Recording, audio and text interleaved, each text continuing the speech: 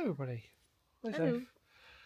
We are today in Norfolk to we're in church. Yeah. We're at what church are we today? St. Oh, wow. Mary's. St. Mary's, where we are. Yeah, we're at St. Mary's Church today. And behind Tivetshall. us, now you're not going to see this, but trust us, these little objects behind us are three chickens. And there's one over there. And we've got one in the distance. A white chicken. You can see that white speckled dot there. Actually, it's coming out in the camera. There's also a chicken. We might find more. Yeah. We're on chicken watch. Look, hang on a minute. I'm going to be a little bit. Brave. Not going to hurt you. Just pose. Okay, there we go. You've fallen now. That's it. Oh, yep, talking. But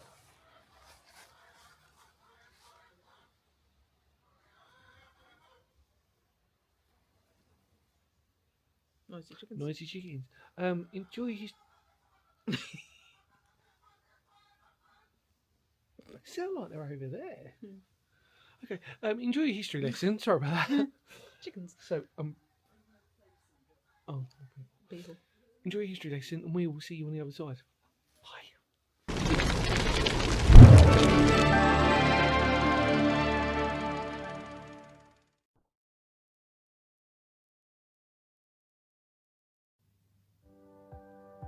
Situated in the heart of rural Norfolk lies a beautifully historic church, that of St Mary's in Tivetshall. Of all the ruined churches you can find in Norfolk, there's no doubt that the history and stories are rich as they are varied. So, as for its history, we know that the church was constructed around the early 14th century, with the name Tivetshall meaning Nook of the Land. Noting that Tivetshall St Margaret's merged with Tivetshall St Mary in 2019 to become the overall parish of Tivetshall. So really this becomes a tale of two churches. Although St Mary's was the bigger church compared to St Margaret's, St Mary's had the worst luck when at the beginning of the 19th century the building was in decay, and then in 1947 the church tower collapsed into the nave as a result of a sonic boom from a low-flying early jet fighter. This also didn't help when over the years St Mary's had become more isolated from the present village. So it was mentioned that in 1977 there were even plans to demolish the church, and then seemingly the church would disappear altogether. Thankfully permission was refused, and with time came decay, and St Margaret's becoming then the church of choice for the parish. Now the ruin has taken on a second life as a popular place to ghost hunters, when many a mention of a ghost and orb have been seen, with the most famous spectre being that of a man in a trilby hat and suit wandering the grounds, as it was his ghost that had been killed by a car along the road. Either way, this is now an incredible church, and definitely one you should explore should you be in the area.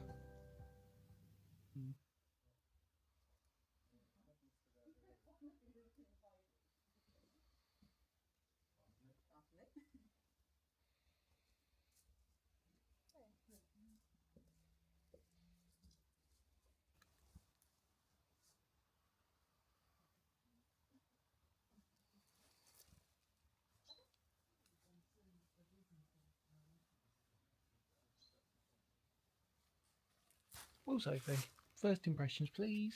Chickens. Chickens. Kind of distracting, I'm not going to lie. But Mother clucking chickens. they were really distracting. But it's pretty. It's pretty, isn't it? It's really big, actually. Yeah. Like, when now I've stopped to actually look. Yeah. It's more ruinous than most, if you think about it. If you look, Yes. Yeah. you know, But this window. oh yeah, Very easy. yeah, that is beautiful. We're trying to work out what these say, but to be honest, they're practically illegible. It says here lieth the body of, and this is Helen. No. Boys, Boys. of John Boyce, Helen Boyce. It says, wife of John Boyce, who died September the 1st, 1661. Oh, okay. John Boyce. Oh, okay. There we go. Beautiful crest. Lovely. There are some. Hi, there are some graves. We'll have a brief look at those. There's not many. Well, I think it does go around there, but to contain the atmosphere in this place is wonderful. Really, on a misty day, misty winter's day. Yeah, so what we'll do is we'll have a look at the graves over yonder. Because we like to have a good nosy at those. But another one where the walls seem extremely tall or higher than they perceive to be, don't they? Really? Yeah, it's quite large. Yeah, it is. The unusual metal beam sticking out.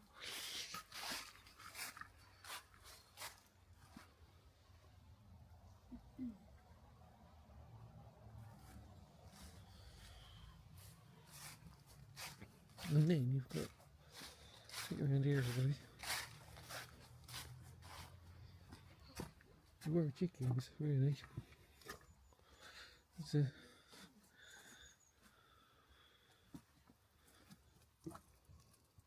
oh look. It's actually a visitor book. Well, there's lots of little things in there. A4 notebook. I don't know.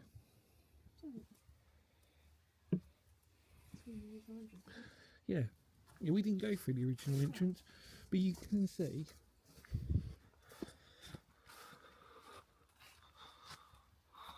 the wonderful condition in which it's in.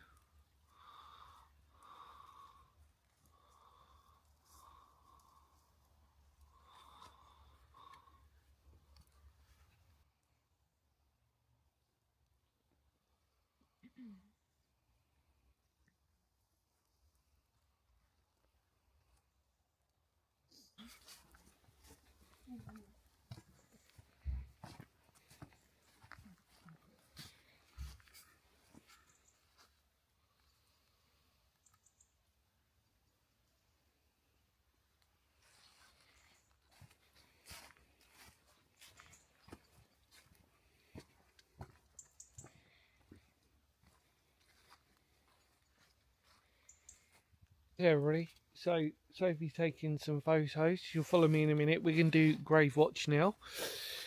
Seems to be a common occurrence now on this channel where we're going to sort of have a look at some unusual names and some unusual graves. So come with me. I'm going to have a look, see what we can find. Beautiful headstones here. A couple of twinsies ones. Although, what was that say? James Le Gries or Cries, 25th, 1895. September, I think that says. Apologies. Yep, me and Soph come to join me on Grave Watch to try and find some. There is actually, I'd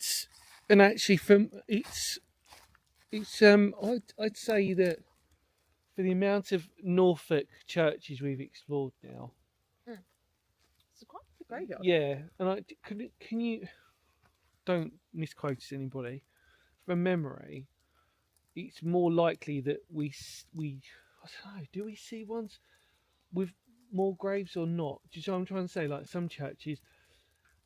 This is more densely populated Yeah. than most. Yeah, I'd agree. Not one way of putting it. Well, do you know, well put actually. Densely populated, sorry, guys. She's not even drunk. Exactly. These are the Harveys, or two Harveys anyway. There's William Harvey, 1870. 1897. Wow. That's good ages, isn't it? And then Jane, the wife of William Harvey. There you go. Jane and William together. 1870, October 17th. Oh wow, they were literally the same year. March 1870, and then she passed away October. Oh, that's so sad. 15-year age gap. Yeah. Right. And then Sarah Maria Stout, Maria, sorry, who departed this life October 14th, 1866, aged 66 years old.